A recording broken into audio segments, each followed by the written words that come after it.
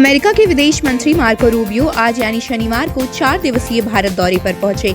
इस यात्रा का मुख्य उद्देश्य भारत और अमेरिका के बीच रणनीतिक संबंधों को और मजबूत करना, क्वाड गठबंधन के तहत सहयोग बढ़ाना तथा व्यापार, रक्षा और ऊर्जा सुरक्षा जैसे अहम मुद्दों पर बातचीत को आगे बढ़ाना है।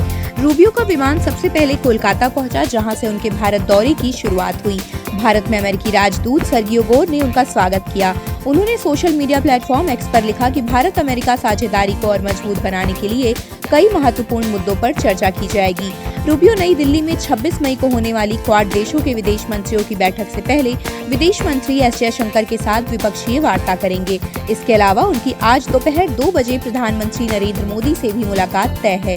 अपने दौरे के दौरान रूबियो कोलकाता, आगरा, जयपुर और नई दिल्ली जाएंगे। कोलकाता में वे मिशनरीज ऑफ चैरिटी के मुख्यालय, मदर हाउस और संस्था द्वारा संचालित एक बाल गृह का दौरा करेंगे। इसके बाद वे नई दिल्ली पहुंचकर प्रधानमंत्री नरेंद्र मोदी से मुलाकात करेंगे। शाम को वे अमेरिकी दूतावास सपोर्ट एनेक्स भवन के उद्घाटन कार्यक्रम में शामिल होंगे और रूजवेल्ट हाउस में आयोजित एक विशेष स्वागत समारोह में भी भाग लेंगे। भारत रवाना होने से पहले रूबियो ने कहा कि भारत अमेरिका का एक महत्वपूर्ण सहयोगी और साझेदार है तथा दोनों देश कई क्षेत्रों में मिलकर काम कर रहे हैं। उन्होंने इस यात्रा को बेहद अहम बताया। यह दौरा ऐसे समय में हो रहा है जब भारत अमेरिका संबंधों में कुछ तनाव देखने को मिला है। अमेरिकी राष्ट्रपति डोनाल्ड ट्रंप द्वारा भारतीय निर्यात पर लगाए गए टैरिफ को लेकर दोनों देशों के बीच मतभेद उभरे थे।